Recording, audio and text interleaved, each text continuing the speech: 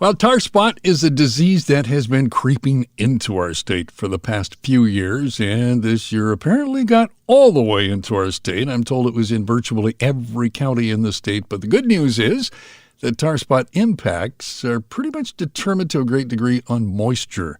Rainfall, of course, but I'm also told high humidity. And this year, tar spot did not get as good a foothold early because the hot and dry conditions that we've had kind of kept that at bay. But our go-to girl for the straight scoop on plant diseases, as always, is Purdue plant pathologist Darcy Telenko. Darcy, always great to catch up with you. How would you describe the level of tar spot pressure that we saw this year? I would say we're about a moderate level of pressure in some of those areas that have had tar spot and been fighting tar spot continuously. The one thing I'd say is some of our growers have learned what they need to do, and so they were able to manage it and keep most of it at bay.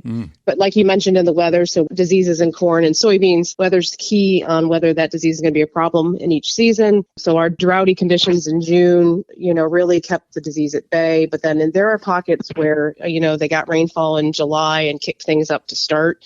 So it just depends where you were in the state, whether, tar spot made an appearance or not. And there are some pockets that are new pockets of where it was more severe than they had seen previously. Now, in the past, you've mentioned in conversations that we've had that there are no hybrid varieties really that mitigate it completely, at least not yet. There are resistant to tar spot, but apparently I'm hearing there are some hybrids that have shown at least to provide some protection against tar spot. Yeah, I think there are now hybrids coming online where we know that they have some tolerance or better resistance. There's no true resistance, but there are some that I've seen where we can reduce the disease development in the canopy. So those areas, I guess those growers that are, had problems with tar spot, I'd start, asking if there's any more data on it. The problem is we got to have multiple years of good disease pressure to really get evaluations, and that changes year to year.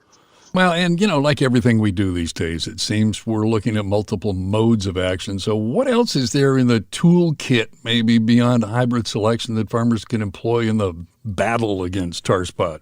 Well, generally, so hybrids are the first I would go to try to select some hybrids and make some, have some diversity of hybrids across your farm. And then we do know that our fungicides can provide protection. Tar spot is the one disease, though, that's really going to push the limitations of our fungicides. So, and those fungicides generally are active 3 to 4 weeks. And so if we spray too early, we may not have the coverage we need at the end of the season. And then we've also learned sometimes if you go in too late, you may not slow it down. So a well-timed fungicide application can generally help manage tar spot. In most of our work, one application can provide pretty good protection. It's those years where the disease starts earlier, when late vegetative stages where we, may have needed the protection up front, but then we don't get the full season coverage. So then that may justify a second application going out to get you that full window of protection till the crop gets to maturity. Yeah. Well, at Purdue, I know you guys are doing a lot of testing in your test plots around the state. What are you guys working on? What are there any things maybe coming in the future that you can talk about?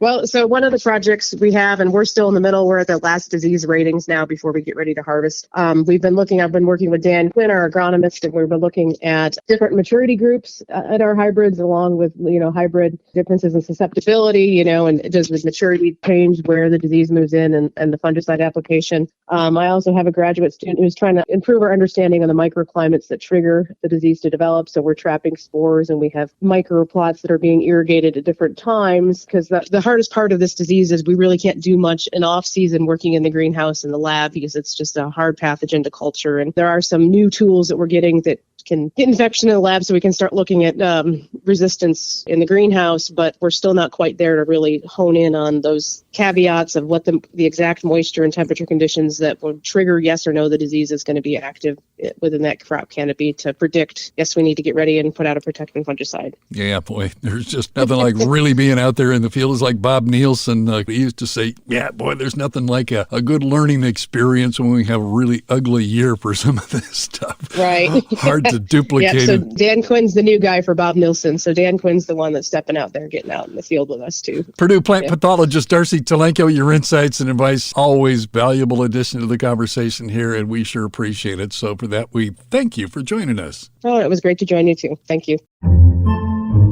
Podcasts by Federated Media.